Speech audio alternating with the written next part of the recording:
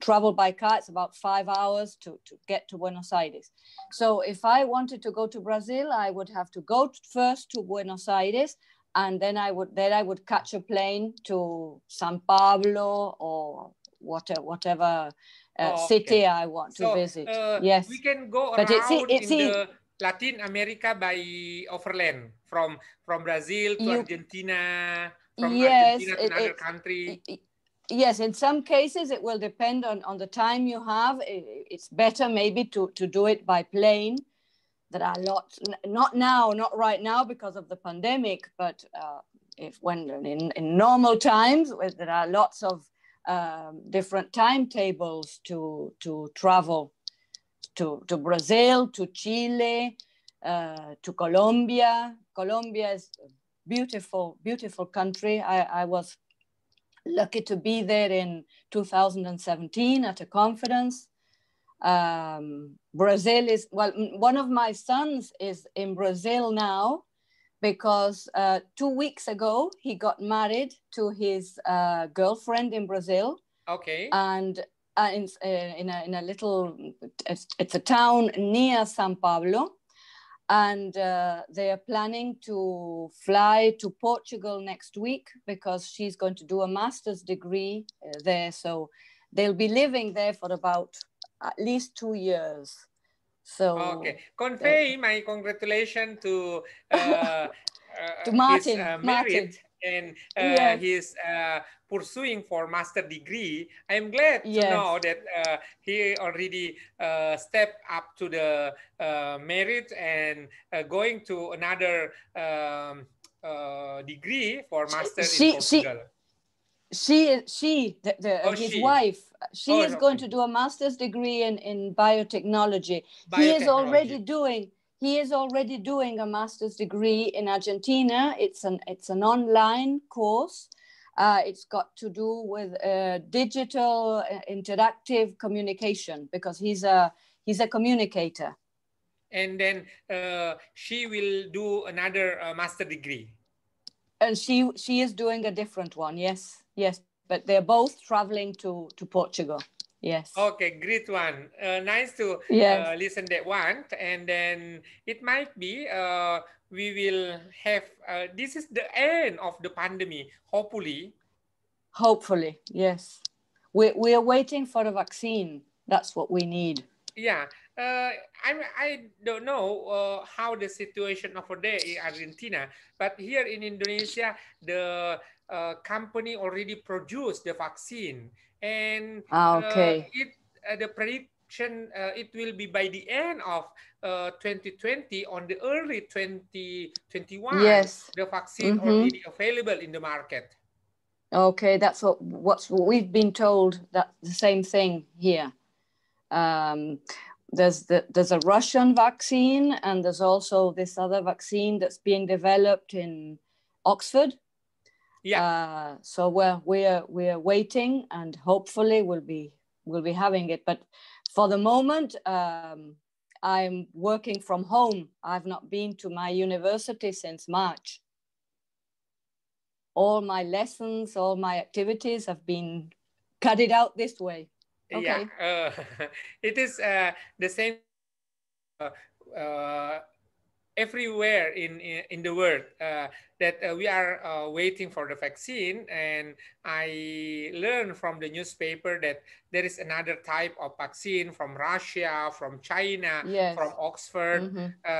Fortunately, here in Indonesia, we already have some contract with the company from China and from another part of the world.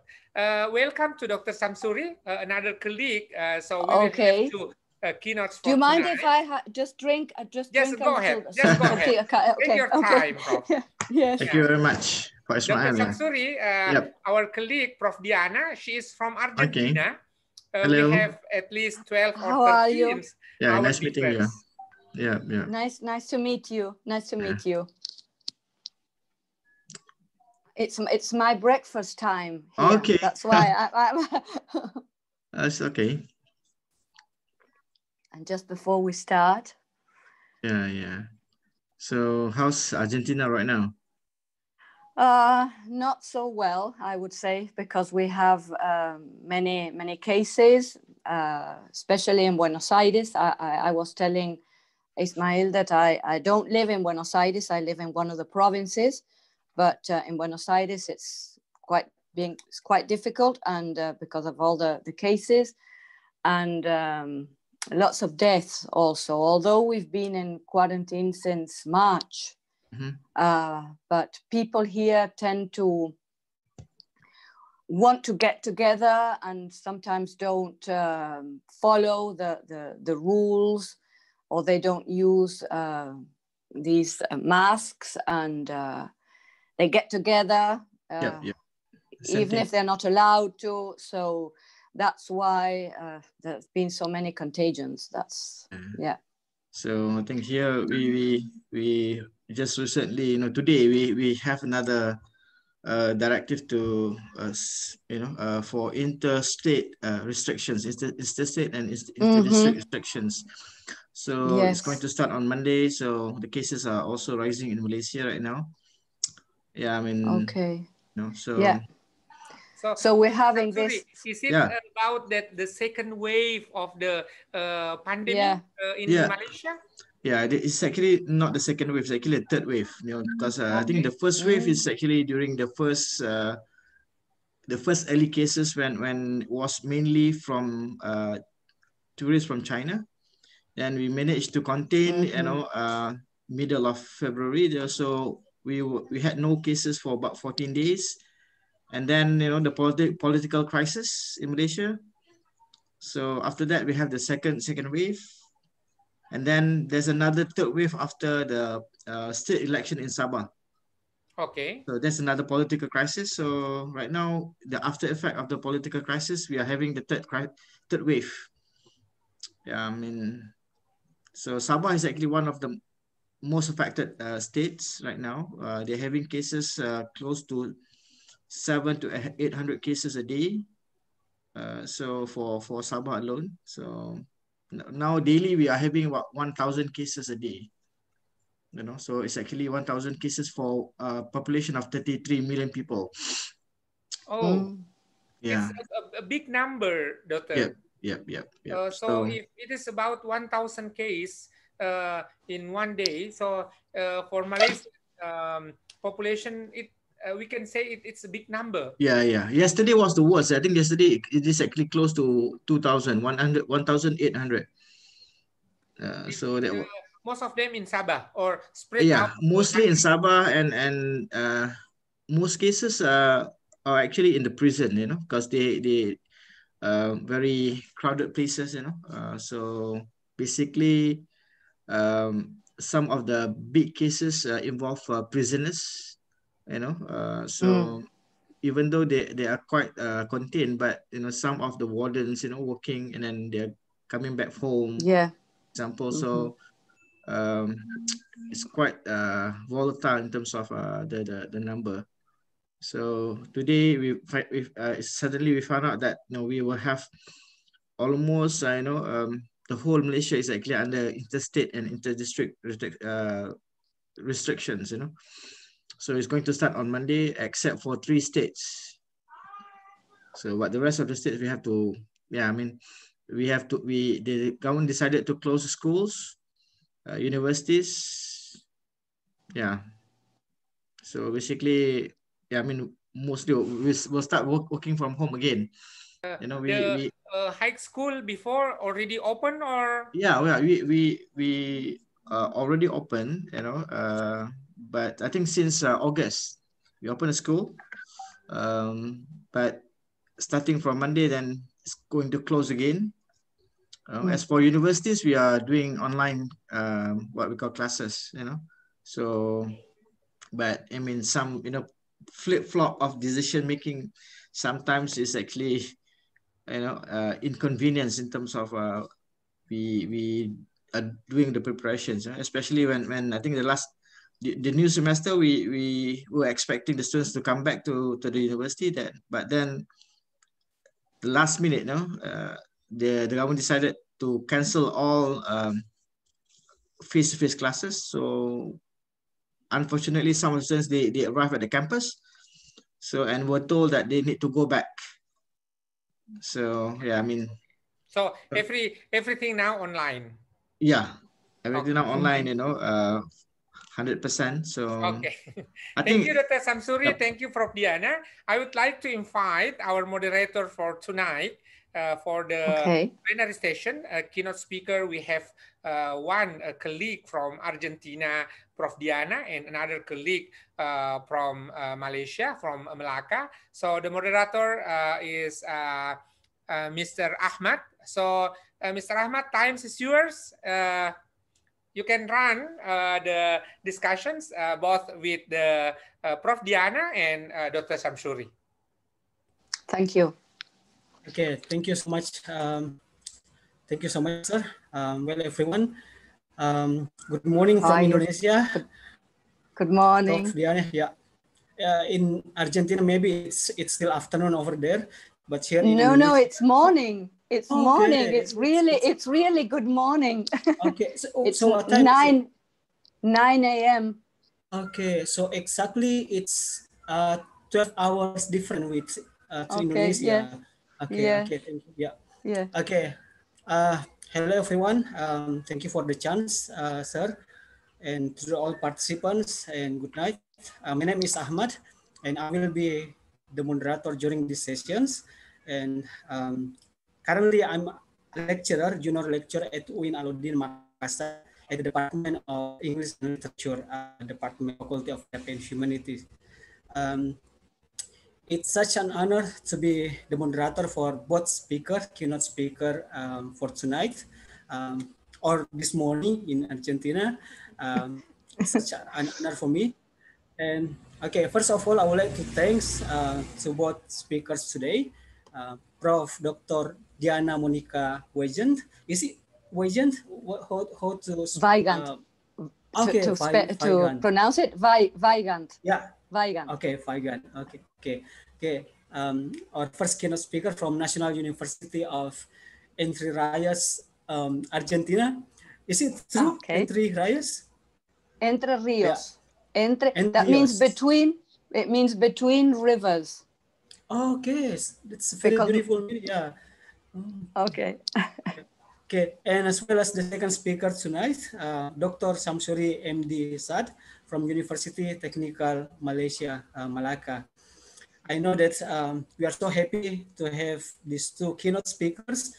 We know I have seen from the internet the CVs, the profile of both moderator, but I will just read a little bit about them. First, Dr. Diana Monica, she is a professor of English, especially in ESP and EAP, EAP. She's carrying out an action research project concerning the teaching of mathematics to future bioengineers with a strong emphasis of formative assessment. Okay. She has a lot of research publications. I found here 65 researchers. Some of them are ACT needs and trends in engineering educations. And secondly, it's about engineering the futures, teaching, reading, and writing at the Universidad Nacional de Entre Rios. And okay, another is one writing for publications in English, institutional initiative at the Universidad Nacional de Entre Rios. She has a lot of research publications, as I have said before. Those just three of them. And the second speaker, we have Dr. Samsuri MD Sad from University Technical Malaysia, Malacca. Okay. He has done a lot of research as well in management, for example, and etc. I think it's more than 100, almost 100 publications as well. Yeah, I think without further ado, I will invite the first keynote speaker, Professor Dr. Diana Monica Wegand. Please, Prof. Dr. Diana Monica, time is yours. Okay, thank you very much, Ahmad, and thank you for all this introduction you have made. Will I be? Can I? Because I'm on Zoom with two different two different computers, and I would like to share now the PowerPoint presentation. Can I? Yeah, sure. Just here. Okay. Okay.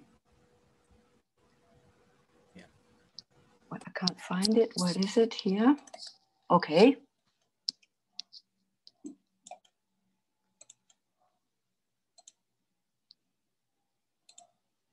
Well, thank you very much for your introduction. And you mentioned that I'm currently doing research on how to use reading, writing to teach mathematics to future bioengineers. We finished that research already, and now I will have to update the information on ResearchGate.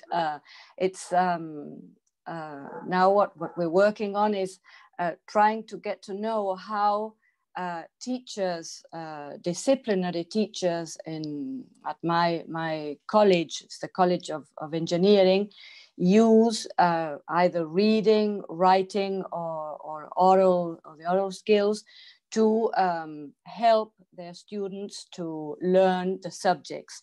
And this project has really much to do with the topic I'm going to talk about today.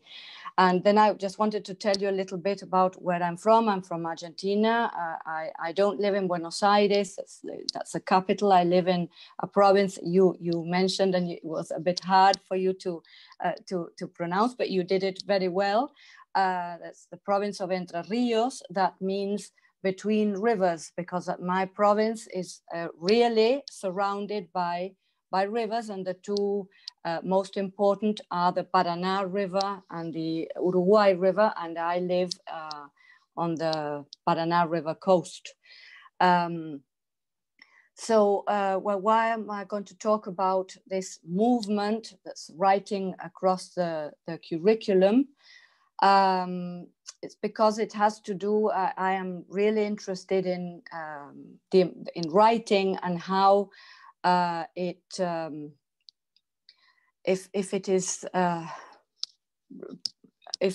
teachers help their students when learning different disciplines with writing activities, that will help. That's what I believe, that and what this movement in a way puts forward, is that students will learn better and really become full members of the discourse community they are entering. And the title of this talk is, well, Writing Across the Curriculum, a call for collaborative interaction, is because in a way, as I am an English teacher and a French teacher, but as English and French as foreign languages, and I have become involved with this movement, I believe that there is a place for teachers of foreign languages that can help to develop reading, writing, and oral communication skills, not only when teaching the languages as foreign languages or second languages, but also we can also interact collaboratively with teachers, colleagues from other disciplines, and we can, if we become involved and we get to know the different ideas that underlie this movement, we can help our colleagues to help their students. So what is writing across the curriculum? As I was telling Ismail when we first started talking, is that this is not an Argentine development. It's a movement that started in the US, but in Latin America we have there's a great movement now, a lot of interest in reading, writing, and teaching oral communication skills across the curriculum, because we believe that these are tools, if you want to call them that way, that we do not acquire just once and forever, but it's something that we will continue learning and developing during all our life. So as I was saying, it's this movement, the movement writing across the curriculum, is one of the longest running educational reform movements in higher education in the US, and it started around 1970. But it has its roots in British theory and research. Colleagues such as James Britton and other colleagues in the 60s were worried about school writing. So as you see, something that started as research in primary and secondary school, then moved on into the US in a way as an answer to problems in higher education. Nowadays, this movement is a robust international movement, because there are many conferences on the topic that occur in the world, and there are many publications that can help people who want to, teachers and colleagues who want to start working with this movement. Sometimes it takes other names depending on slight changes that maybe those researchers want to give it. In some cases, it can also be called writing in the disciplines. It can also be called communication across the curriculum, or even language across the curriculum. Something that is important is that the ideas that underlie the movement can also be incorporated into other programs. For example, writing centers, or the Office of Teaching and Learning, or even undergraduate research. And something that is important to mention is that this movement has prospered, as I already said, in a variety of educational settings. So it works from the elementary to secondary education, and it also works in colleges and in research universities. This initiative can be transformative, and it can be transformative for different groups in educational settings. It can be transformative, for example, for students, because it can promote engaged student learning. It can engage critical thinking, or it can foster critical thinking. And it can also help students develop a greater facility with written communication across different rhetorical situations. For teachers, it promotes thoughtful pedagogy and curriculum design. And it also fosters community among faculty that transcends disciplinary boundaries. That's what as I said before, as language teachers or as foreign language teachers, we can transcend our field and start conversations with teachers from other disciplines, and very rich conversations. And for researchers also, because it promotes cross-disciplinary scholarship on teaching, on learning, as well as on the values and ways of thinking in the disciplines, and on the ways also those ideas and actions are communicated in writing. Yes. The US programs, these writing across the curriculum programs in the US may take different goals. For example, to sustain the writing of students across their academic careers. In other cases, and this doesn't mean that we only have to choose one. You can have many of these goals working at the same time, to increase student engagement with learning, to increase student writing proficiency, to create a campus culture that will support writing, and also to create community of faculty around teaching and writing. Some of the principles that underlie this movement, this writing across the curriculum movement, is that writing should be an integral part of the learning process throughout a student's education. That means that it should be that writing should be dealt with and used across the disciplines, across the program, across the curriculum, and this means not merely in writing courses that generally can be set at the beginning. Sometimes there are universities or even colleges that have a writing course at the beginning. That's a general writing course.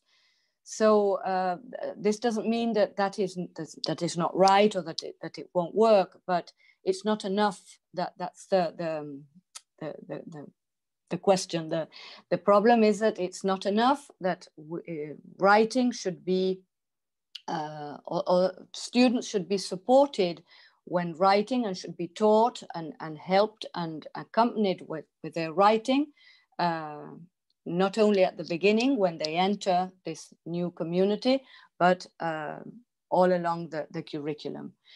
Another principle is that writing is highly situated and tied to the field's discourse and the ways of knowing and communicating that are proper to that field. So that is why it is very important that those who are the experts in that field, in that discipline, they are the ones who are best equipped to effectively guide their students. And another important thing to bear in mind is that students come to the classroom with a wide range of literacy, linguistic, technological, and educational experiences. Because generally, I don't know if this happens to you in your countries, but in Argentina and in Latin America, there's been the end of the 90s and the beginning of the 21st century, professors, teachers at university were always complaining that their students were not well equipped, that they entered university and that there were things they didn't know, that they hadn't developed, that they were not good at, and so those teachers, those colleagues were blaming the secondary school teachers, and that was their fault, and that was why the students were not prepared for university. Now, this movement in a way, looks at the problem from a different perspective. And instead of saying, well, students are not well equipped, we do believe they come to the university classroom with lots of knowledge and skills, but they're entering a new discourse community, if we want to put it in John Swales's words, and they have to learn how to communicate and how to learn and how to be able to express themselves correctly in that new community. So that's why we believe that all students can become more proficient writers, and that they can continue learning, and they should be helped by their teachers once they enter this new community. Some other principles that underlie the movement are that writing is rhetorical action.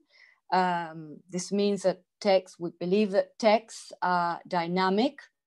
They're continually changing, moving, and they respond to goals and to a wider rhetorical context.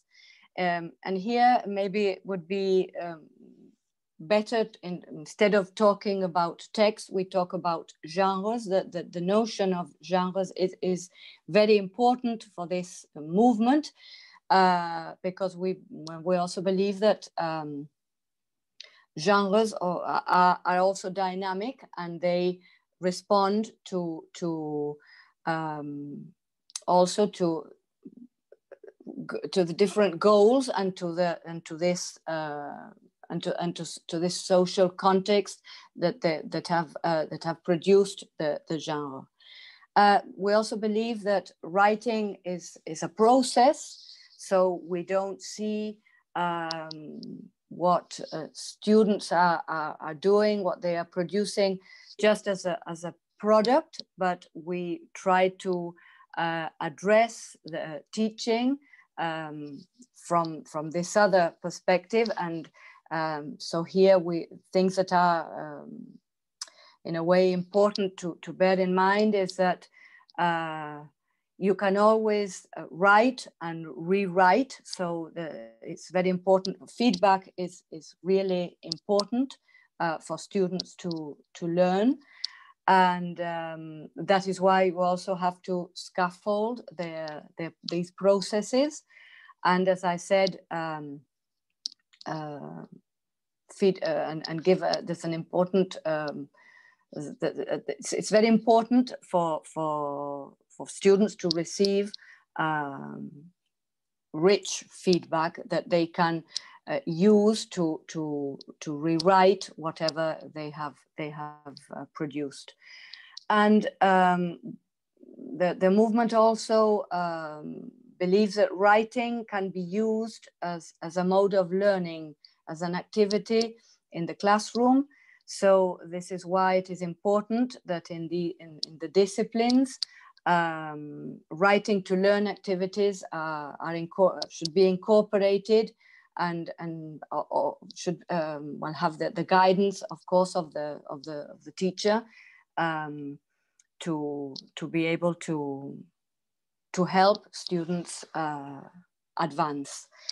And the other activities, it says if there were two different types of activities that can work together, that can be used together in a class. One, as I said, is the writing to learn activities, but we can also include the learning to write activities.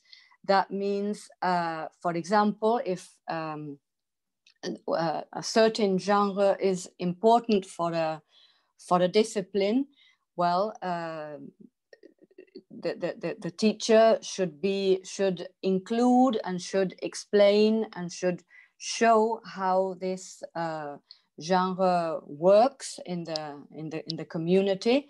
And so in that case, students would be learning how to use and how to yes, how to use this genre and the different, for example, the different moves that the genre requires, or that a genre, when a text is written by a senior member of the discourse community, well, what moves does that genre include for it to be recognized as an adequate example or text? In this case, well, what I've used is the concepts, the different moves, the rhetorical moves that also John Swales has put forward.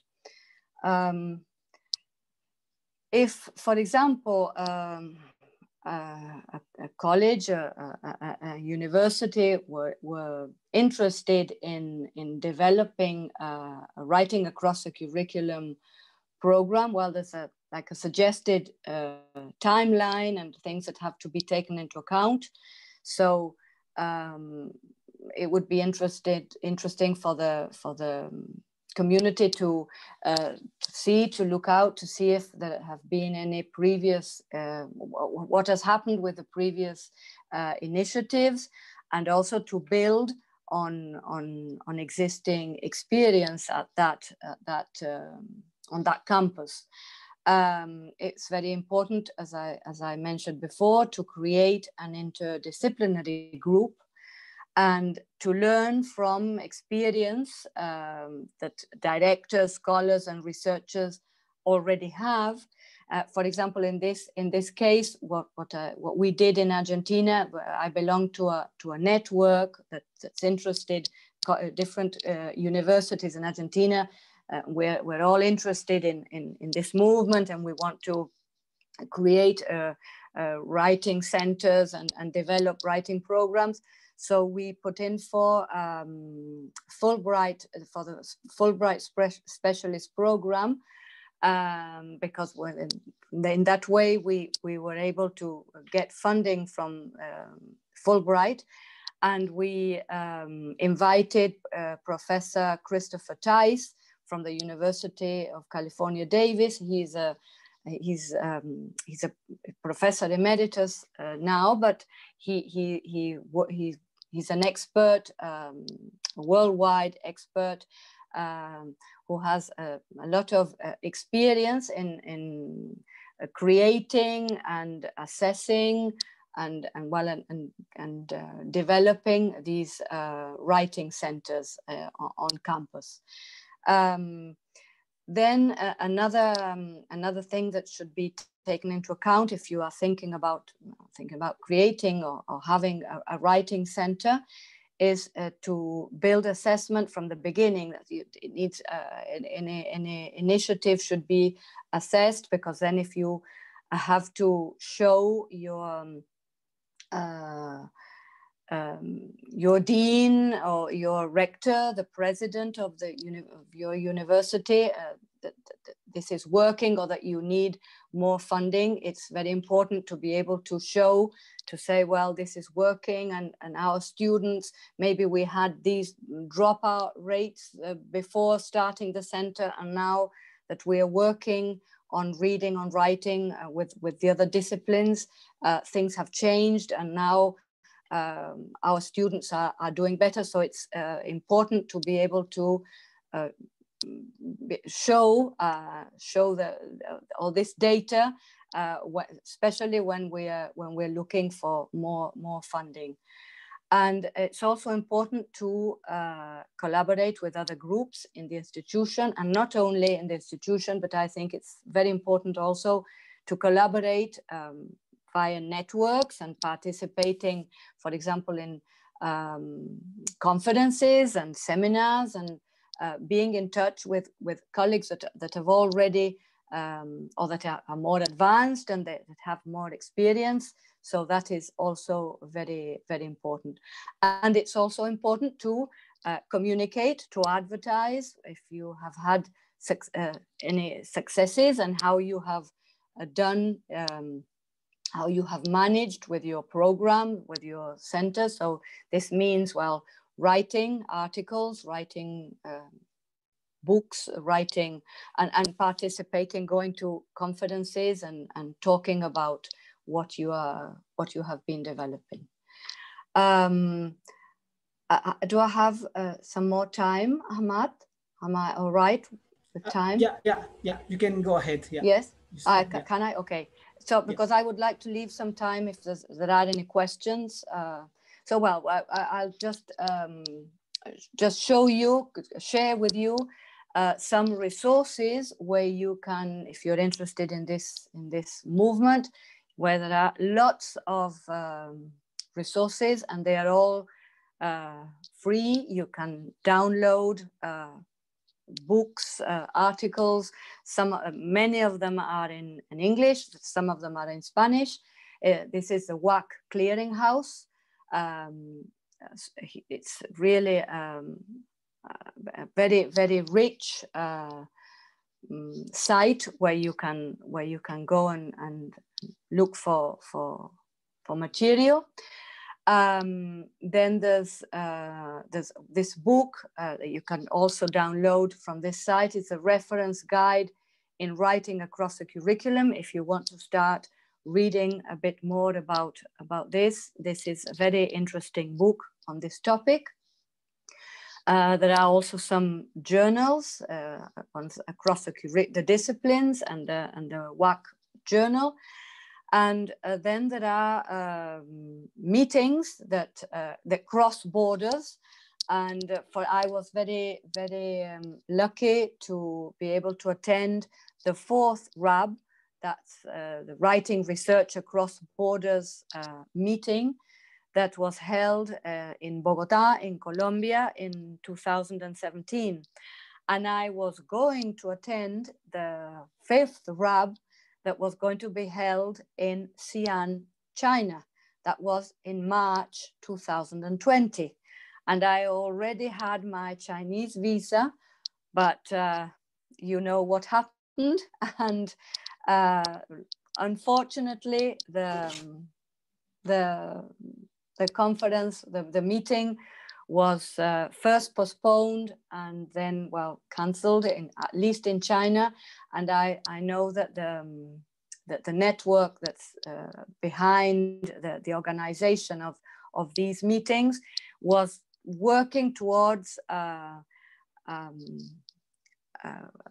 preparing, organizing an online meeting, because all the different proposals had been already accepted. And well, I think they said, well, we're postponing the conference. I don't know if it was about 2 or 3 weeks before I already got my flight. And so other resources, if you were interested in having a look at what is happening or has been happening in Argentina, this site is very interesting. It was created by one of our leaders, I would say, in this movement in Argentina. That's Paula Carlino. She has a group that's called ICELL. It's a group that's devoted to doing research on reading, writing, and oral communication in all the disciplines.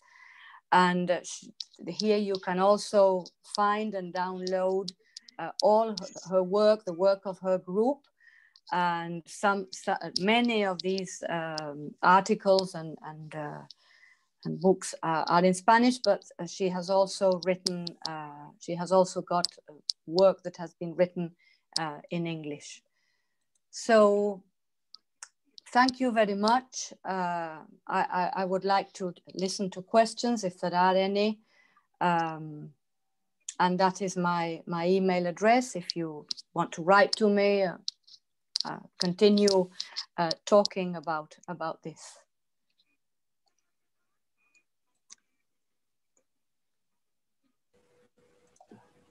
Okay, thank you so much, Professor Diana. That's a very interesting presentation, and I feel so amazed when we're talking about writing across curriculum because at in Alauddin, we actually don't have any writing centers yet, and hopefully through this seminar, this conference, it inspires us to create such writing centers because it's really helpful. I think it will be very Yes. useful.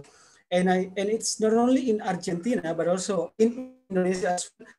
Also facing the fact that the level of literacy of our students and the level of linguistic and technology is still low. But I think not only the students but also the lecturer.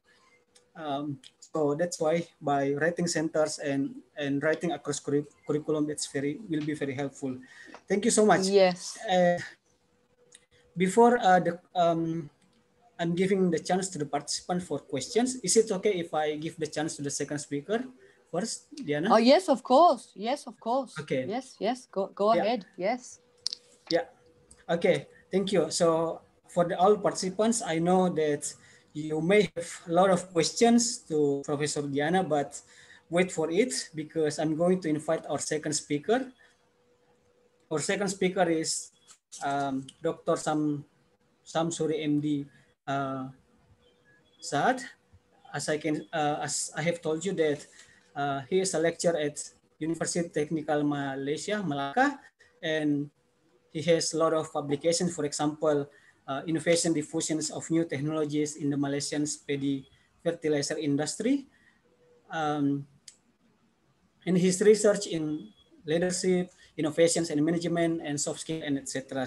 So without further ado, let me invite our second speaker tonight, Dr. Muhammad Samsuri, MD. Said, please, time is yours, sir.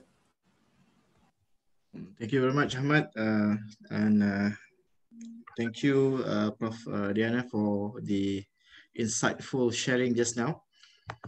So it was actually very last minute invitation, for me to actually join the session. So I was actually thinking of what should I actually share during the sessions. I was like having kind of a dilemma, either I want to talk about communication or I want to talk about something that is dear to my heart, because this is a new project that I'm actually embarking right now. It's actually a personal project. So whilst listening to Prof. Diana, sharing her experience about WAC, I think I'm more inclined to actually share about my personal project, that could also later relate with Prof. Diana's initiative in terms of increasing the students' capability in writing. So hopefully, after this session, I can always be in constant contact with Prof. Diana so that we can actually look in terms of how can we collaborate together. So I'll be sharing about a project of mine that I'm actually embarking right now. It's actually a project to help the poor students, to bridge inequality in terms of education between or amongst the poor students, and tapping the talent that we have in the university, especially students coming from poor background. They are actually students with a lot of potentials, but what we see mostly is that they are being given assistance in terms of monetary or physical assistance. Not so many assistance being given in terms of realizing the potentials. So what I'm doing right now is actually to design and develop talent development programs that involve what we call students in the university coming from poor background, so that the end goal is for them to become champions, or to become role models to those poor students outside the university, those who are still in schools. So this is actually the what we call the end goal of the program. Hopefully we can achieve the goals within the next few years, because right now it's all about identifying those students with the talent. So and the name is actually an acronym that is using Malay phrase. This is actually what we call dakap. Is actually in English is actually hug, and dakap is actually symbolizes love. So and in Malay we say dakap is actually daripada astaf kepada astaf penyayang. It's actually from poor students to another poor students, on the basis of love. We hope that by developing these poor students at the university, those with talents, they can actually show the way to those poor students outside. That there's hope for them to actually be successful in their life. Okay. So this is something that I'm going to share. So I'm sorry if it is actually quite deviant or quite something that is actually may not be what we call closely related to the conference, but hopefully, by taking the inspiration from Diana, hopefully I can inject some of the elements of LBAC in this program, because we are talking about developing the talents of the poor students, those who are coming from poor backgrounds, having what we call a very little monetary assistance and whatnot. So but the idea is actually not to give them money, but not to give them fish, but to give them the fishing rod, so that they becomes champions after this. So this is actually a Chinese proverb that I was actually interested into. We're talking about if we want to 1 year of prosperity, we grow grains. If we want a decade of prosperity, we grow trees, and if you want 100 years of prosperity, we grow people. So I think this is the same thing, the same what we call is idea, what WAC is all about. We're talking about trying to develop people, in the case of Prof. Diana, she wants to develop, the people, the students, using WAC module, working what we call writing a cross curriculum, so that because there's a lot of issues when we talk about students coming from technical background, because I am actually from technical universities. I do understand how those students are struggling in terms of their English competency and whatnot. So this is actually the basic idea of the program, the main idea is actually to identify those talents. We want to develop them. The first level or the first process is actually to identify the talent. For example, like right now, I'm working with my student affairs department. Whenever we have new students coming in, I always communicate with them, telling them, can you share with me the list of students who are coming from, the bottom 40 or bottom 20, for example. Because we want to know them, we want to know the parents' or socioeconomic status, where they're coming from. That's actually we call identifying. That is the socioeconomic perspective, and then from there we will try to develop them. And hopefully, when we talk about elevating, we want them to be the champion. Because they are full of talent, but most of the students, these students, they have this problem of what we call low on confidence, inferiority complex. So because they normally anchor themselves, I come from a poor family, I come from a poor background. So there's actually a mental block in terms of trusting themselves and trusting their abilities. So this is actually the program that this is actually the logo, and we want them. Okay, Prof. Diana, the pictures on the left is actually pictures of a student who got the Royal Award in one of the Malaysian universities. She came from a family of what we call food seller, and eventually she became an award recipient, a royal what we call award recipient. So we want this kind of students, to be able to share what we call their experiences, their skills, their knowledge in time management, their knowledge on what we call study skills and whatnot, to those persons on the right, because I find out that we have a lot of motivational classes. We have a lot of motivators coming to schools, coming to universities to share with the poor students, but the problem is that how many of them, do come from the same background as the poor students? How many of them, how many of the motivators, really only eat one time a day, or rarely eat, in a day because of monetary problem? So we can say that no, we should have time management, etc., etc., etc.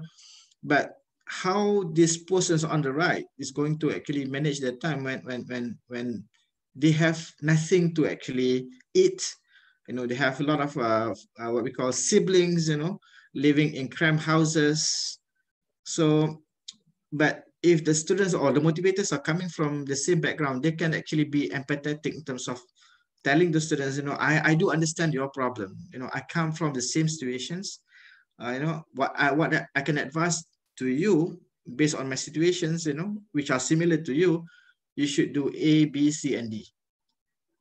So this is actually the spirit of the program, and we hope to actually, because, and it also helps to answer what we call the SDG goals, and the what we call reduce inequalities, the goal number 10 in SDG 2030. So this is actually what we are trying to actually do, because we believe that the government is actually having that hands full in terms of helping those poor students. They have programs, yes, but sometimes what we worry is actually the what we call the dropout issues in the schools and whatnot, because normally in schools, especially in Malaysia, for example, the concern is, or the focus is actually on finishing the curriculum, instead of looking at the talent of the students. Some students, we know for the fact that they are late bloomers, they are late developers. Sometimes they have a lack of access to what we call adequate resources. But we know for the fact when they go to schools, the problem is that teachers are being burdened with completion of the syllabus and whatnot. So they might assume that those students who are not doing the work belongs to those hopeless students. So these are things that we want to actually help to address, so that when the champions that we develop, they go to schools and talk to the students and give them hope. Okay, so this is actually one of the big goals, what I want to achieve from the programs. And why DACAP, these are one few reasons we want to actually embark on this initiative. For example, we have a lot of talents. I think in my university alone, those recently registered students, we have about for the diploma students, from the 600 students that we have, at least 70 to 80 students came from poor backgrounds. That is only for one batch.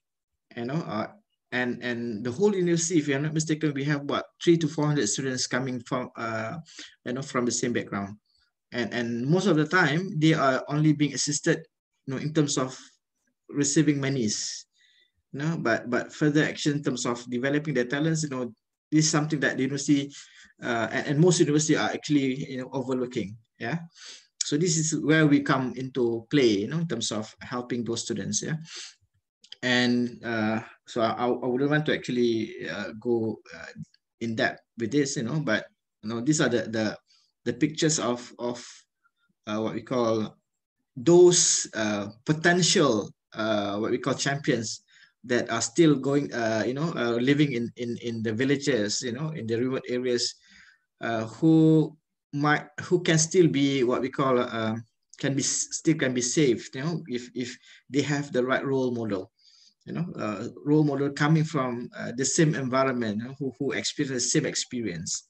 Okay, so these are the things, and the approach is actually the modules is developed or is being developed using the ADDIE model. We need to analyze the situations, and then the good thing is that if we were to actually involve students coming from the poor background, they have this what we call insight in terms of how best we can develop or design a module that talks to the poor students outside. Okay, so what we have now is actually mostly modules that are developed. Sometimes we do observations and whatnot to develop modules, but how many is actually coming from what we call not to only students, but what we call resources coming from the same situation. So we are anchoring the module development using what we call the AD model. We analyze, we design, then we develop, and then we implement, and then eventually we will actually evaluate. Now this is actually an iterative process that needs to be done, so that at the end of the day it becomes very what we call genuine in terms of and practical to be implemented in the program that we are trying to do. And this is actually the framework that we focusing. That we will start with identifying. We identify, then we develop, then we hope to actually elevate. Those champions that we develop will be sent outside. The one thing that we are actually looking is actually in terms of not to say the business model, but what we call the sustainability model of the program. Right now, what we're actually devising a business model where we, as the actually pattern for the program, will go out and find projects for the students, motivational projects and whatnot. So we will actually pitch to those relevant bodies so that they would be willing to actually engage with the movement, but those students that we have trained will be the motivators and facilitators, and they will actually gain what we call the money. They will be paid accordingly, to their service. So they will get two things. One is actually experience, and then second thing is actually they will be paid accordingly. So we help them through that way. Okay, and some of the money will actually be used to develop further modules to help the students. And then looking at the first stage, identifying, we will look at the first, actually we look at the socioeconomics of the students, poor students, their parents, the income of the family, where they are located at. And then we will look at for them to be motivators, to be facilitators, the good quality, the one quality that we want is actually they show some level of achievement, for us to be able to say that this is actually a champion that we will bring to the community. So we will look at the academic programs, academic achievement, and also we will actually do profiling, in terms of looking at the psychometric profiling, so that we will know what are the strengths and what are the weaknesses of the students, so that eventually the module will help them to bridge the gap, between the strength and the weaknesses. So this is actually the first stage, we plan to do. And then in terms of developing, we have several modules under the developing what we call stages. We will have coaching modules. We will have facilitators module. We will also help them to actually do understand how to do mentoring, and then we will also engage with them in terms of bringing them to the industry, to the community, doing outreach and whatnot. So we will actually have volunteering modules, plus using our own network, those lecturers and what we call the friends of the program, to build network, so that for example, like during the 4 years program, they are not going to come for only 1 or 2 sessions. It will be a continuous program throughout their studies. So hopefully, by giving them all the networks that they require, they will be able to be employed later. Okay, So sometimes, we have a lot of good students, but the problem is that, the fact that they come from poor background, the biggest issue is that they don't have networks, as compared to their friends, whose parents are quite rich, for example, For example, like my daughter is quite lucky because I have a lot of, friends who are doing very well, but for those students, coming from the poor backgrounds, the parents don't have that network. So what we do is actually, by enrolling them in this program, we will provide them the network that we have. Okay, so this is actually how we talk about developing, and plus another issue that when Diana was actually talking about the program WEC, what one of the elements that we will inject is actually what we call the language competency. Because Malaysians, for example, if they come from poor background, the problem is that English is actually one of the most what we call barriers in terms of pushing them forward. They're good, but they have this lack of what we call confidence, because they say that I can't communicate in English well. So this is actually a very big problem. And I know for the fact that I come also from a poor family. My parents got divorced when I was 3 months old. My mom was actually just only a normal factory workers, but I was lucky to enroll in an international university in Malaysia, government university. So we were forced to actually learn English and speak English all the time. So it helps, but most of students are not having that what we call opportunity. Okay, so this is actually the modules that we have in the developing what we call stages, and when they are good enough, we will actually say to them, go out. We will give you the platform, go and be the coaches, go and be the facilitators, go and be the motivators, go and be motivators or mentors to students outside, because that's the only way for them, to scaffold, you said the scaffolding kind of thing, right? So having gone through the developing stages will enable them to scaffold, the students, that needs their help. So basically, these are the things that we are doing right now. And due to COVID, we need to pivot some of our what we call effort right now, because we cannot do what we call face-to-face interactions. We cannot do a lot of workshops. What we are trying to develop next is actually having an online platform, where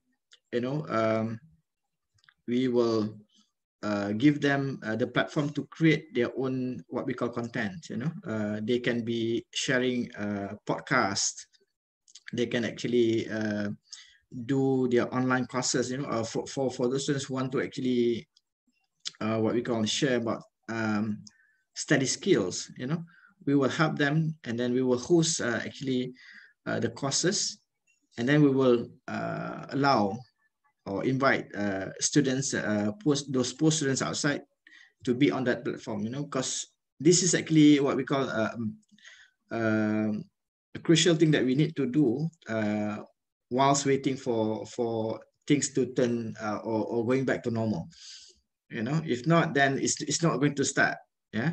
So we were planning early this year, then suddenly, COVID, then we have to actually do a lot of what we call adjustment in terms of the whole idea. So right now it's all about putting everything online, in preparation of what we call the big things. Hopefully by next year, when things are okay, then we just kind of like what we call move towards face-to-face or what we call physical interactions. So hopefully, this is actually some possible outputs or impact that we hope to achieve from the whole program. And basically, sometimes as the proverb says, to be able to grow the country, is actually to grow the people. And as Prof. Diana, is actually doing is actually to grow, the talent through the ability to write. Writing is as sharp as the sword. The ability to write well will actually cut across so many what we call fabrics. So hopefully we pray that we will be able to actually what we can realize the programs in the real sense. We are talking to few what we call interested parties, to get fundings and whatnot to start. If not, then I have to actually work creatively, engaging with friends who are similar interests. Okay. So this is something that I think is actually very meaningful. Sometimes we tend to look outside, but not realizing there's a lot of talent within our vicinities or within or around us. So this is something that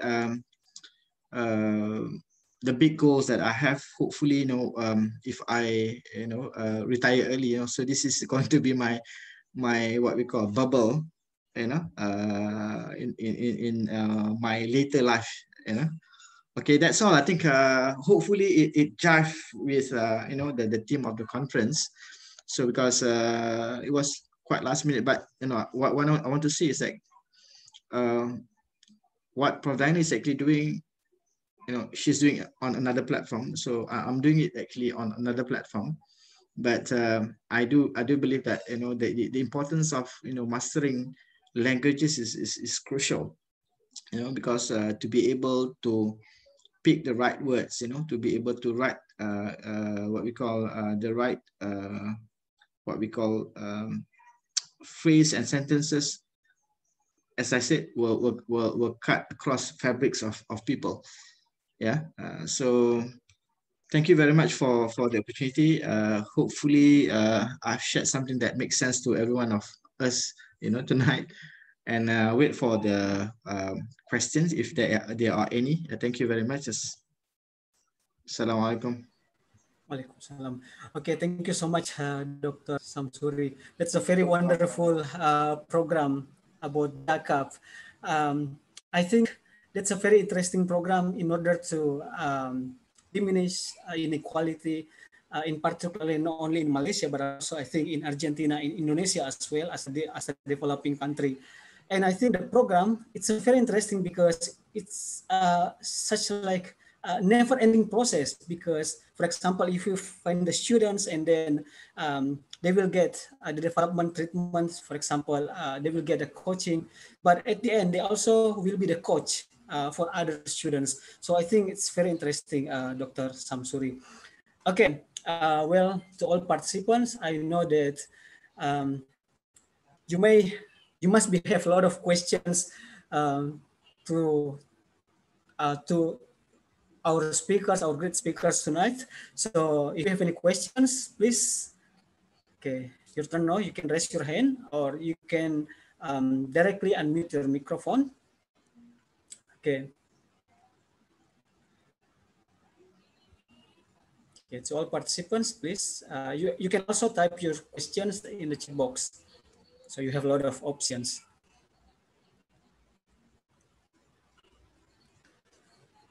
Okay, while waiting for the questions from the participants, I'm just wondering about the writing across curriculum program that is explained by Professor Diana, because this is a kind of a collaborative program.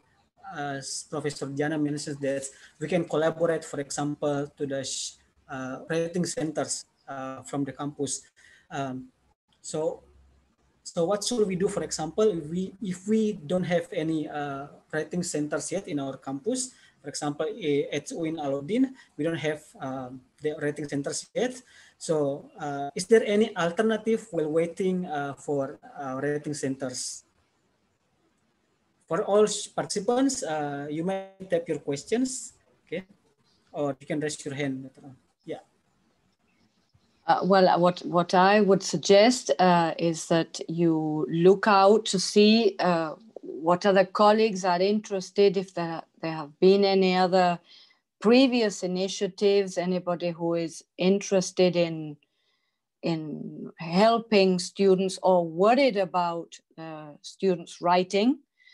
And I think that would be a way to start talking to these other colleagues, and maybe start, if you're interested in this movement, reading, getting in touch with people who have already started, and listening to their experience. And well, then reading, there's one of the books that's a reference guide to writing across a curriculum. There is some information there that can be helpful. And Professor Christopher Thijs also has there's an interesting book that's called Writing Centers Worldwide. That's on the WAC Clearinghouse website, so you can download that book also, and read a bit about their experience.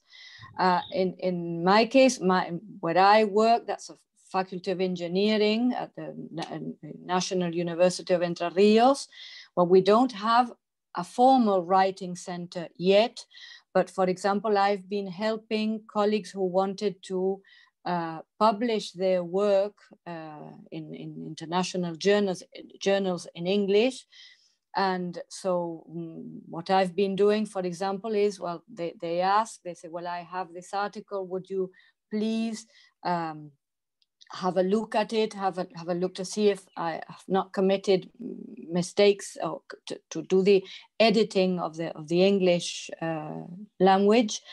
And because sometimes, as you know, these journals reject submissions because they say, well, the English is poor, or there are problems. Have this article seen to by a native speaker.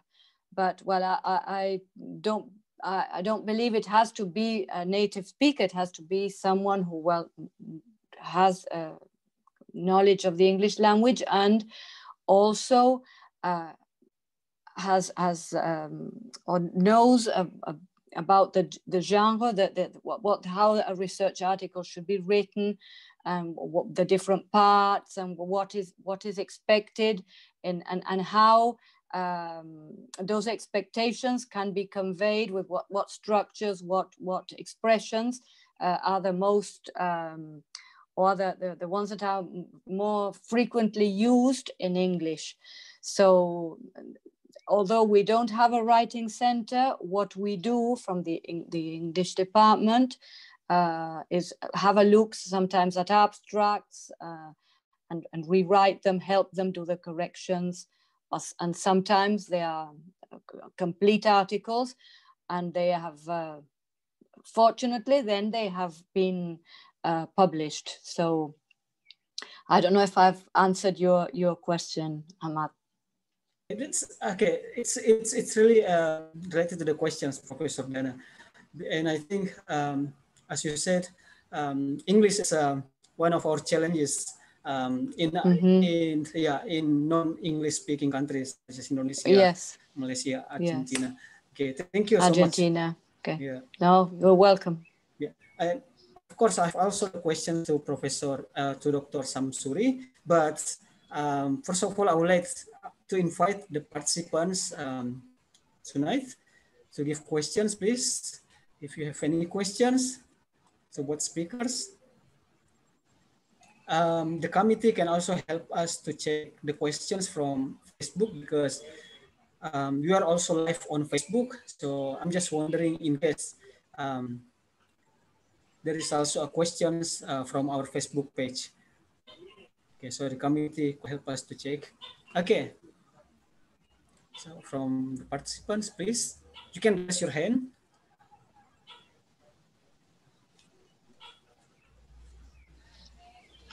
Please please don't be afraid, you know, because Don't.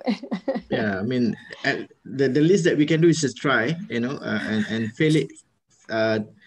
If you fail trying, then it's better than not trying. You know. Yeah, exactly. And this is Exactly. also the challenge from our students.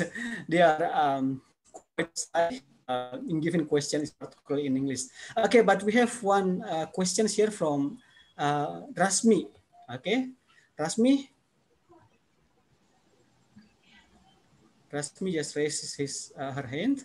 So please, Rasmi, you can speak directly, unmute the microphone, and ask any questions, please.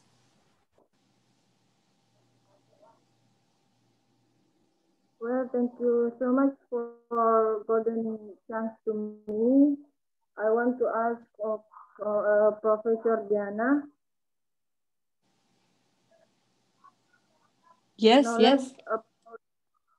Knowledge about writing for us new students is still very little. And my question is, can you give us tips in starting a journal, such as, for example, IJIIS and IJIIS? Thank you so much. Okay, you want to know if how to start a journal? Was that the question? Yes, Mom. Yeah. Yes.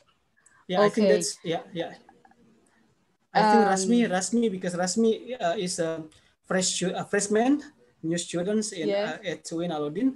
So she is also asking about kind of tips as for freshmen. Yes.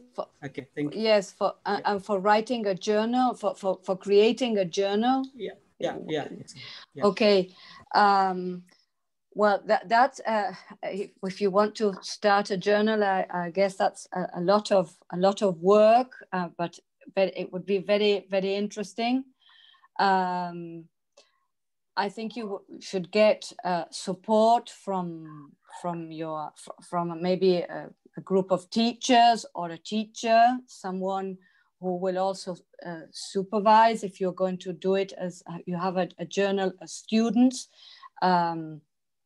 But I think it's a very important and an interesting initiative, because that would give other students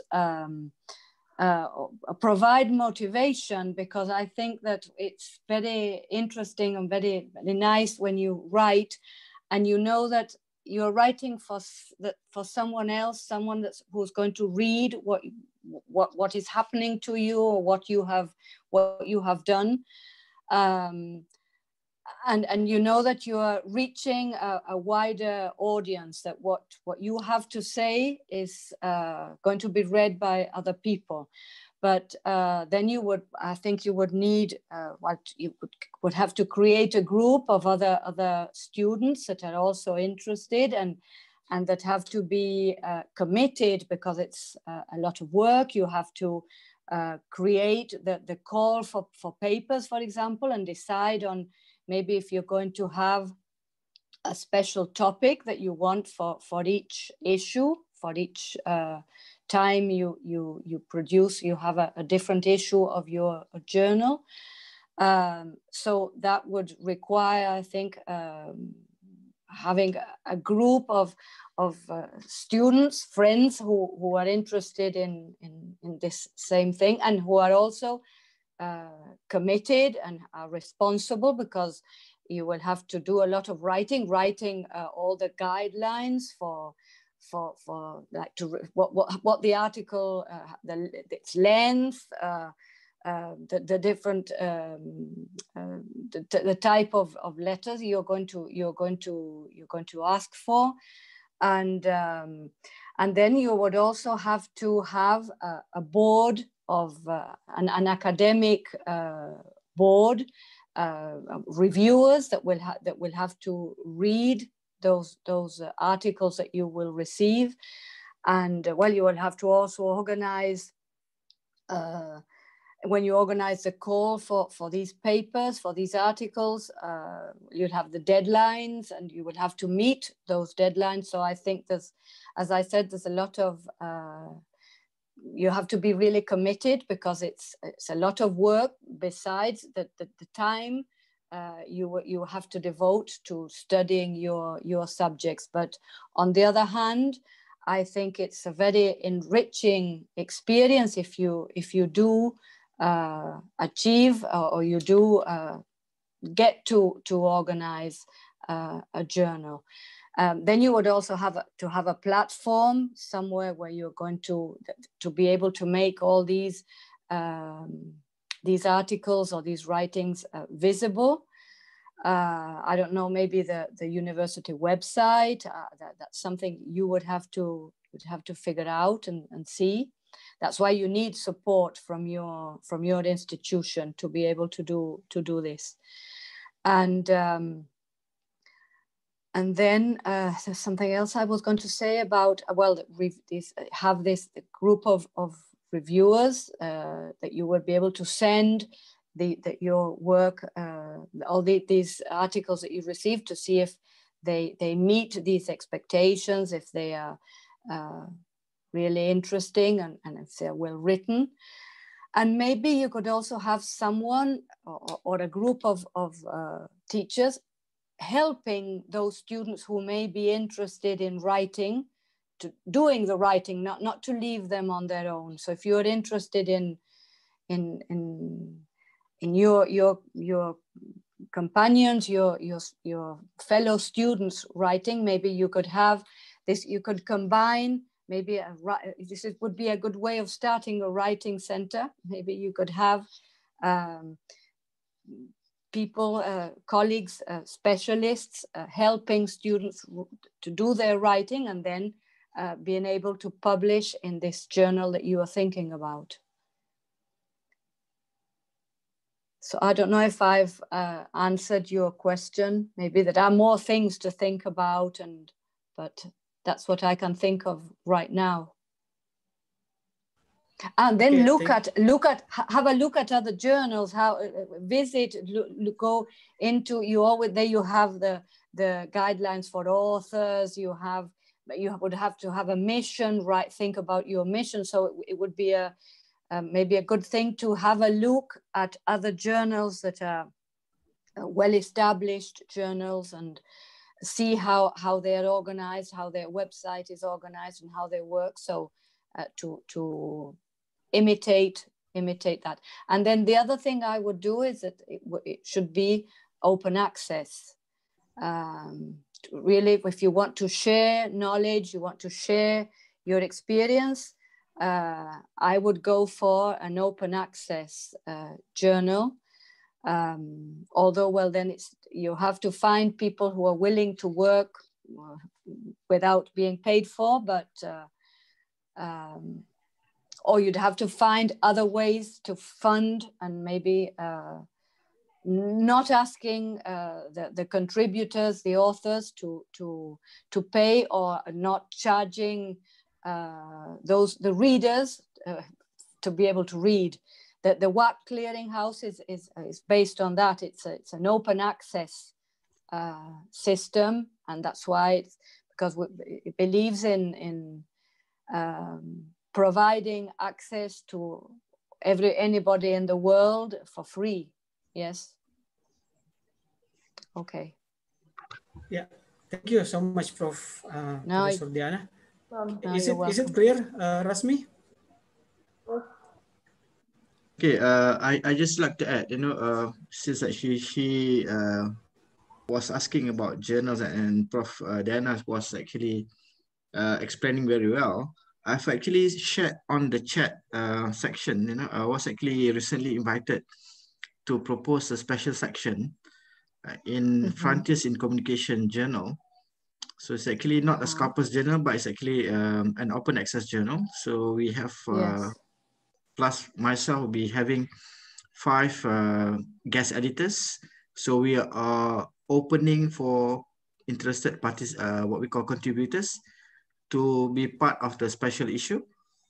So I need to send to the journal by next week in terms of the proposed abstract. We have chosen about leadership, communication, and soft skills during the pandemic, during pandemic and post-pandemic. So languages could also be part of the issues, how language play a role in terms of engagement with people during the crisis and post-crisis. So all are welcome to actually fill up the form. There's a Google form there, and it requires you to put your name, and then your emails and what possible topics that you want to contribute into the journal. So Prof. Dairo, you're also welcome to participate, and then share with your colleagues in Argentina, so that we can invite you later. Once the journal approve our proposed sections, then they will invite those potential contributors to be part of the special issue. Okay, so yeah, I mean, could please you welcome. Share that? Yeah. Could you share that invitation, the link? Yeah. I've shared share that? Yeah, I've shared in the chat section. You can check there. Okay. So you can check the journal. So it so happened that when I wrote to them, then they invite me to propose a section. So it's going to be the focus will be what we call under health communication, disaster communication, culture and communication. Yeah. So all are welcome to be part of the team. Yeah. Okay, thank you for sharing, Dr. Samsuri, for sharing about the Journal of Frontier in Communications. Okay, there may be any other questions from the participants. Please, you can raise your hand.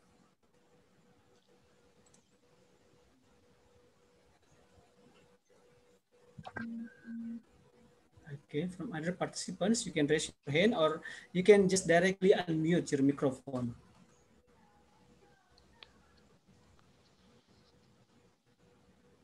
Okay, just try to speak. This is we are also no need to be shy to speak in front of the speakers, because we understand that we are all learners. So it's okay. It's okay to make a mistake. You don't need to be perfect and remember. Yeah. So please, maybe from Fosul Mahardika or from Amriana, Suhartini, okay, and others.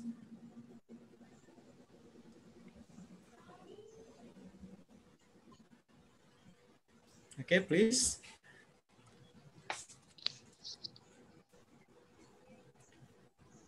Okay, while waiting for questions, just want to ask to Dr. Samsuri, because he mentioned about the program in order to diminish inequality. So he explained a lot of development program and etc. So I'm just wondering about the funding. So is it is kind of giving the student a scholarship funding, and they are free to choose any other development program that they want to choose, or this kind of program, DACA program, also provides the funding as well as the development program. Okay, thank you, Ahmad, for the question. It always boils down to what can we give to the students, and in our case, scholarships will be the long-term goals, if possible, because we're talking, if you were to give scholarships, then in the early stage, it will limit the number of participations of the students, because for one student, we are tight, with a certain amount of money, right? So what we do now is actually, for them to, if come to the program, because, it will allow them to develop their potentials. And then if they were to, to gain some, what we call, funding, for example, we will allow them to get some funding, but they have to work for the funding. For example, like if we were to organize a motivational program, for example, like we pitch the program with certain funders, for example. So for example, like they give us 3 million rupiah, for example. Okay. So what we will do is actually we will cater, or we will actually calculate, in terms of their hourly rate or time spent during the program, and then we will pay them accordingly. So they will be the motivators, they will be the facilitators. So in a way, they are not given free money, but they use their expertise, their experience, for them to gain some what we call pocket money or whatnot. Because the bigger goals is actually to allow more students to develop the potentials, because if not, then later on, when we have a lot of funding, then we will talk about giving scholarships. So at the early stages, we want to make sure that as many students as possible to be able to participate in the program. And I think one thing that I will always stress to the students actually is it's not about money, because sometimes when even if you have money, but then you don't have networks, for example, you don't have access to people, for example, it will not bring you anywhere. What we will give them is actually not only knowledge, experience, but also network. For example, like I have friends working as the CEO of big banks, for example. We have friends working as CFO of manufacturing companies or big conglomerates. So what this is, networks that we have, and networks that we want the students to also have. And for me, it is actually more valuable than giving them money. We will invite those what we call CEOs, the CFOs, the general managers, the senior managers, to be part of the program. When they talk about building what we call industrial experience, for example. So we as an academician, we might not have a lot of experience, but bringing our friends from the industry, they can really talk and share the experience with them, and we will tell them, no, this is actually our talent that we have. Can you also be part of the bigger teams, to help these students to grow? Now, eventually, when they are about to go out, we will also talk to our friends. Do you have any opportunities for the students to be able to participate, for example? Do you have any internship opportunities for our talent that we have under the program? So this is actually the bigger goals that we need to have. And as you mentioned, earlier, we're talking about sustainability. The long-term goal is actually, once the students graduate from the programs and they go out to work, what we want to happen is actually they come back to the program and continuing sharing with the new participants. So if things happen as we plan, it's going to be a very what we call continuous positive cycles, where alumni of the programs will come back and be part of the bigger programs. So this is actually the long-term goals, which I feel more valuable than giving one-off kind of money for the students. Yeah. So but we have plans, and the business model is actually to ensure that we will be sustainable and not relying on what we call donations or contributions from people alone.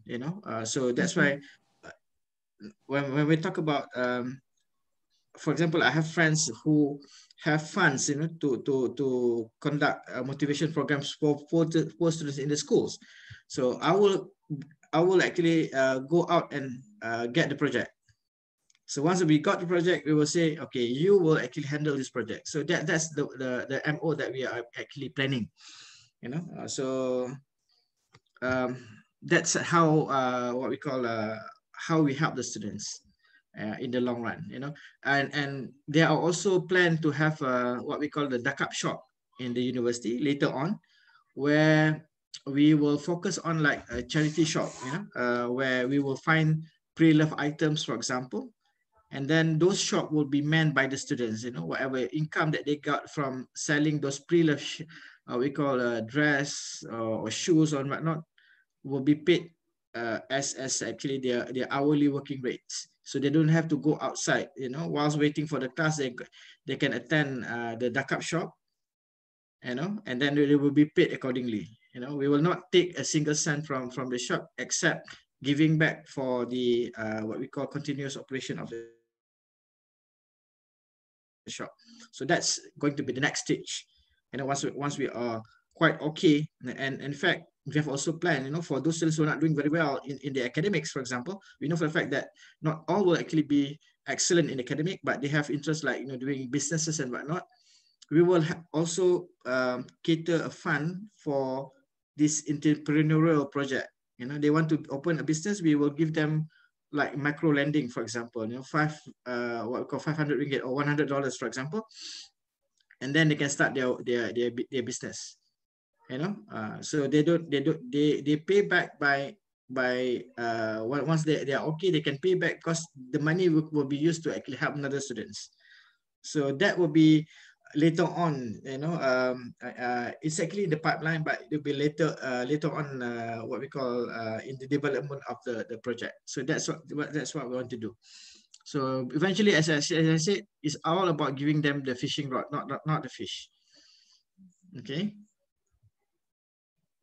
So I hope it explains, yeah. Okay, thank you so much, Dr. Samsuri.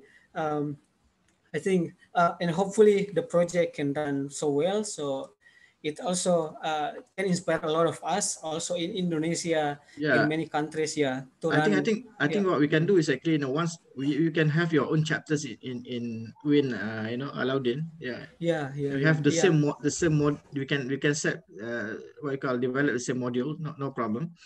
You know, localize it. Then we can have, you know, chapters, international chapters, you know, that are working towards the same goal. You know, because it's not to say, people will say that it's like cheap labor. It's not cheap labor. It's actually untapped resources, untapped potentials that we rarely used. You know, because if we were to go out and, you know, tell students to work hard, so that you can go to universities, you know, some of them will say, you know, how can I go to universities when I have 8 or 9, you know, siblings? You know, my parents are, you know, working enough for us. But when they see that there are students in the university who talks to them coming from the same background, I would say that they will be inspired. You know, they will see hope. That's the big thing is actually giving them hope.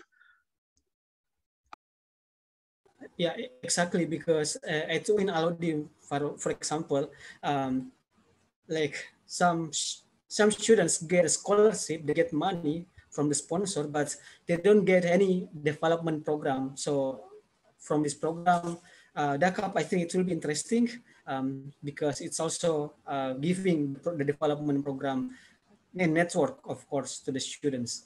Okay. Again, I'm asking all participants, if you have any questions, maybe one more questions, maybe from the students, from the participants here. Feel free to speak, just raise your hand.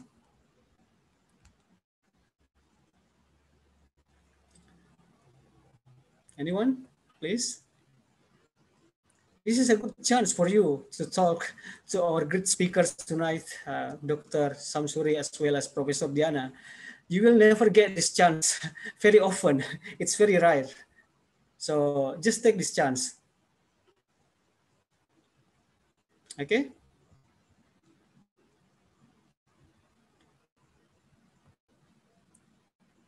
Okay. Maybe because they are very amazed with the presentations from both keynote speakers. So they don't know what to ask or because it's very clear for them. Anyway, let me ask again, any questions?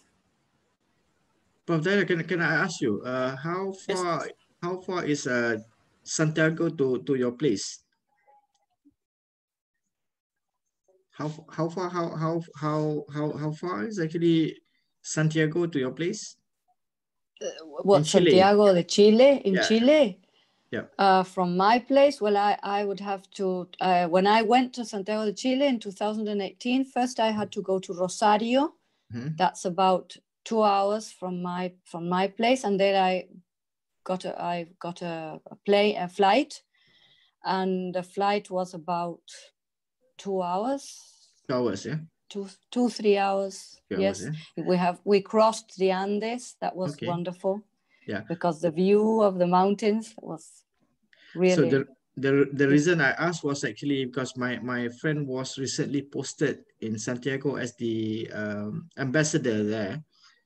So, okay. So I was thinking, if everything is okay next year, then I'm planning to go to visit him, in Santiago. Then if now that I know you, maybe I can actually drop by, Yes, for it would some be great. collaboration. Yeah, some collaborations Yes, with it you. would be great. Because from Santiago, you can either go to Rosario, that's the nearest airport. That's right, but it takes about, by car, it's about 3 hours from Paraná, where I live. Okay. But otherwise, you can go to Buenos Aires from Santiago, and then from Buenos Aires, you can get on a plane. It takes an hour to get to Paraná.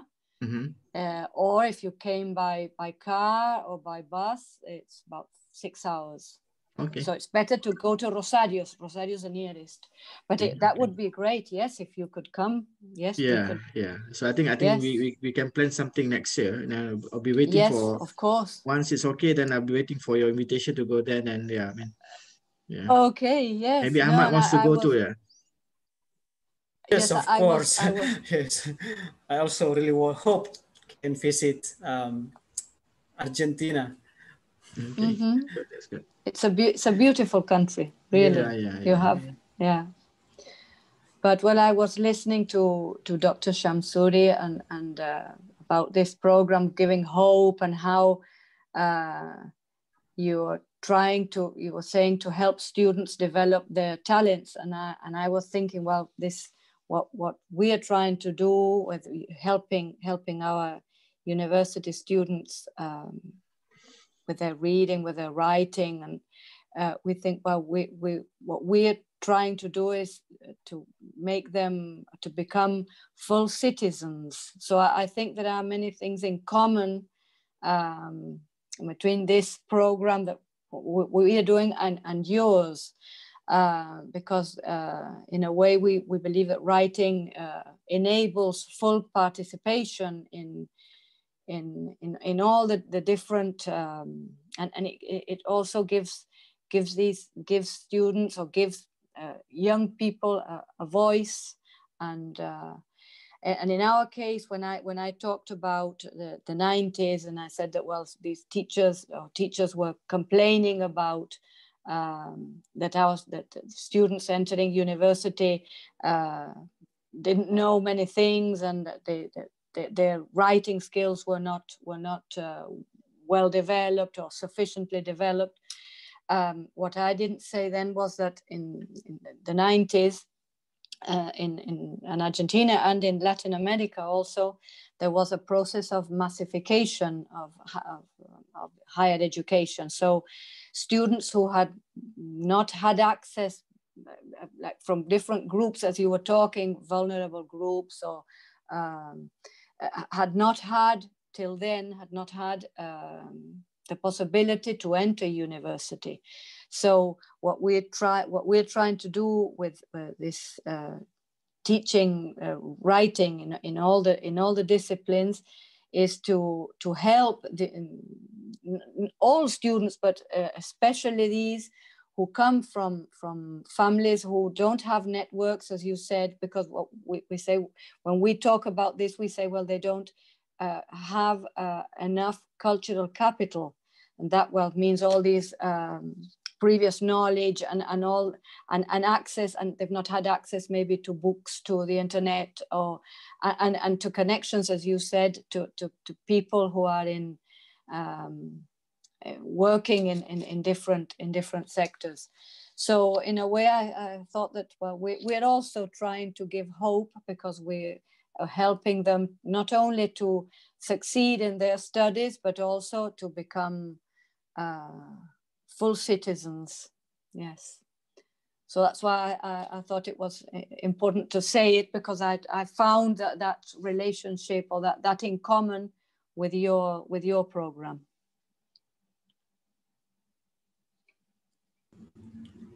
Okay, thank you, Professor Diana. No, it's okay.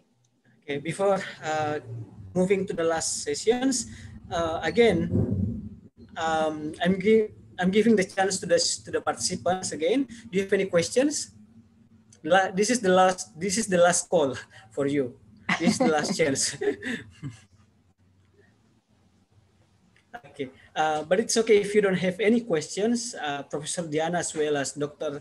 Samsuri have given you their email, so you may feel free to Yes. contact them if you have any questions or inquiry. Okay, so before closing this conference, I will invite again the speakers to give the closing statement. First of all, let me invite again Professor Diana. Please give the closing statement. Okay, well, I want to thank you once more for having invited me to participate in this conference. It's really been a very, very nice experience. I've felt very, very comfortable. It was nice meeting you all and being able to share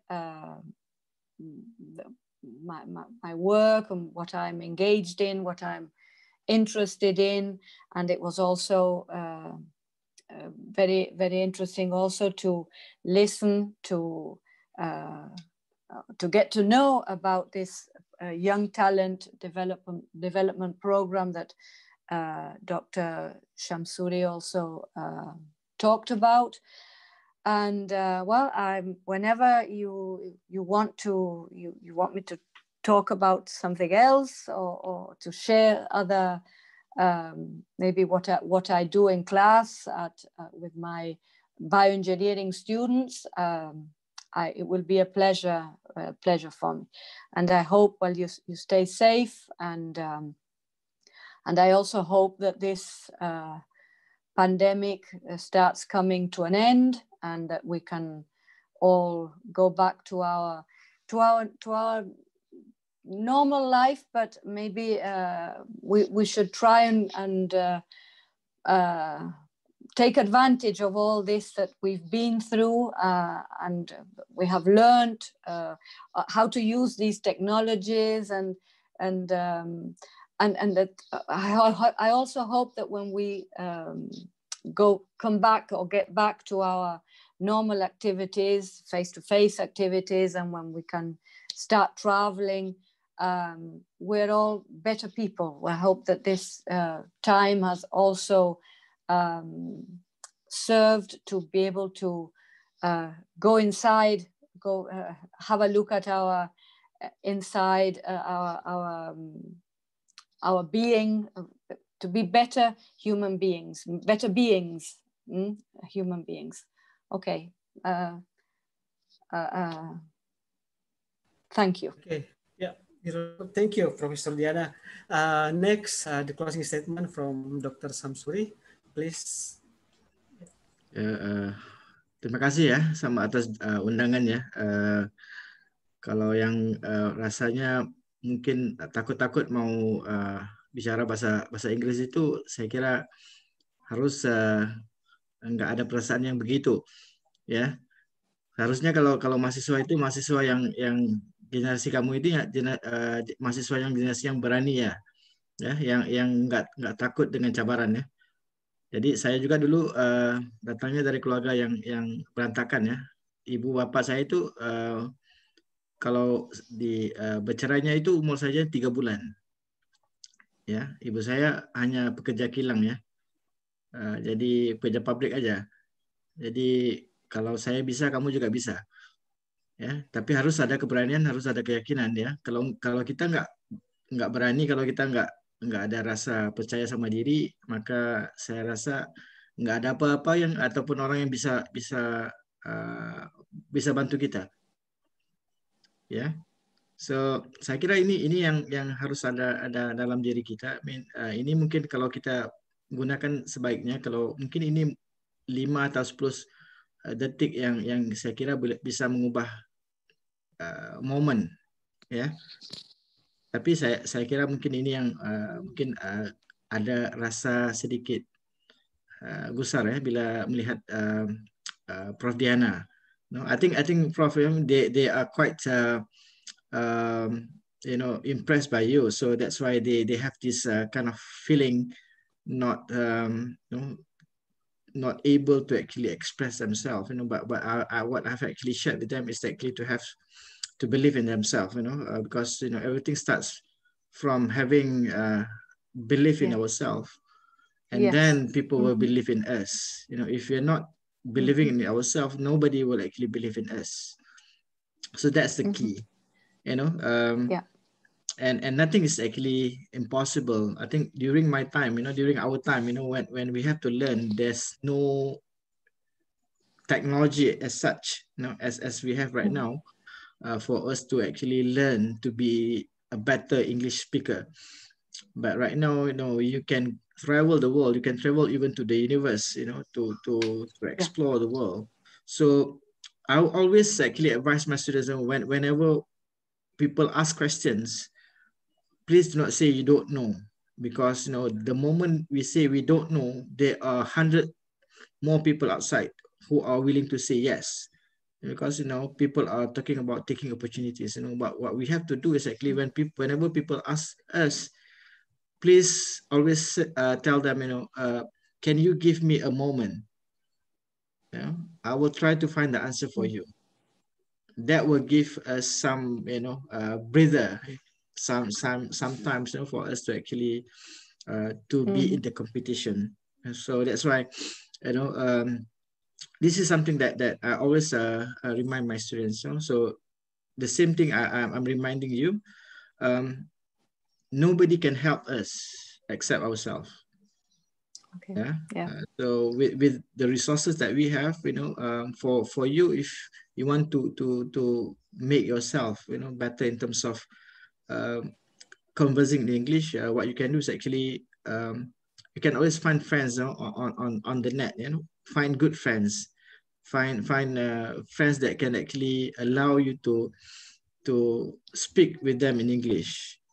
Now everything is actually free, almost free. You can do Zoom meetings, you can do Teams meeting, you can do WebEx meeting, for example. You can do always WhatsApping, video WhatsApping and whatnot. So leverage all this, so that it will allow us to be extraordinary. And being extraordinary is not doing what we call out of this world thing. Bukan buat perkara yang luar biasa, tapi melakukan perkara biasa itu dalam keadaan yang luar biasa. Doing ordinary things extraordinary well. That is what we call being extraordinary. We are doing simple things, but we're doing it extraordinary well. So I hope that you realize that you have been in a very good platform tonight. You can always email Prof Diana, and get her wisdom. At the end of the day, it's not about being intelligent, but being wise. Because being intelligent is not necessarily we are wise. But being wise, we are actually having the intelligence together. So, and for any one of you, if you watch movies, I always ask my students to watch this movie. The Hindi movie. It's actually what they call the Three Idiots. You watch the movies and you will find that the true meaning of learning. It's not about memorizing, but it's about experiencing. So and use also what Confucius remind us. A single conversation with a wise man is better than 10 years of study. Satu perbualan sama orang yang bijak pandai itu lebih bagus dari 10 tahun belajar. Tapi jangan ada yang minta berhenti dari S1-nya sebab mau ikut apa yang saya katakan. Okay. So thank you very much for the opportunity. Thank you very much, Prof Diana. Nice meeting you. I will get in touch with you soon. Yes, so of course. Yes, please do. Yes. Thank you. Thank you very much for all. Thank you, everybody. Okay, thank you, Dr. Samsuri. Thank you, Professor Diana. I'm so happy to be the moderator for this, both two great, wonderful speakers tonight, Professor Diana and Dr. Samsuri, and a lot of insightful and meaningful materials from both speakers. I'm sure that all participants feel amazed as well tonight. And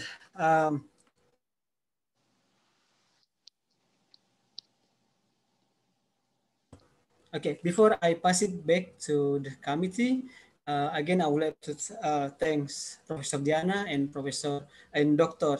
Muhammad Samsuri for the chance. Thank you, and hopefully we still keep in touch. And after this Yes. event, yeah, hopefully I can visit Argentina someday and Malaysia, and you both as well come to Indonesia. Okay. Yes. Yeah, Love to. yeah, yeah. Well, I loved the experience. It was really different, so nice. Yes, I loved it. Yeah. Okay, thank you to all participants as well. Thank you to all committees for your hard work in running this conference for 2 days, about 2 days. And okay, thank you everyone. And Assalamualaikum warahmatullahi wabarakatuh and good night. Thank you. Okay. Good morning in Argentina. Yeah. Thank you, Prof. Bye. Yeah, bye. You can say Have bye a nice everyone. weekend. You can, yeah. Have a nice weekend. Yeah, you too. Yeah. Thank you. Yeah. Stay Bye. happy, stay healthy, everyone. Yeah, Yeah, all stay right. safe. Yeah, that's it. You too, sir. Okay. Yeah. Thank you so much.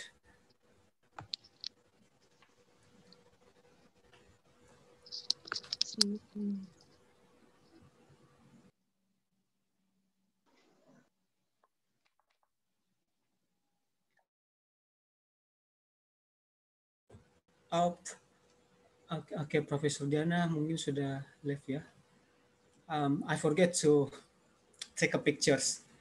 But it's okay. I think we are still live on Facebook, so all will be recorded on Facebook. So everyone, you can also check, recheck again the video. Bisa dengar lagi, putar ulang lagi di Facebook. Nanti penitia bisa menyampaikan Facebook apa. Okay, thank you everyone. I give it back to the committee. Assalamualaikum warahmatullahi wabarakatuh. Waalaikumsalam warahmatullahi wabarakatuh.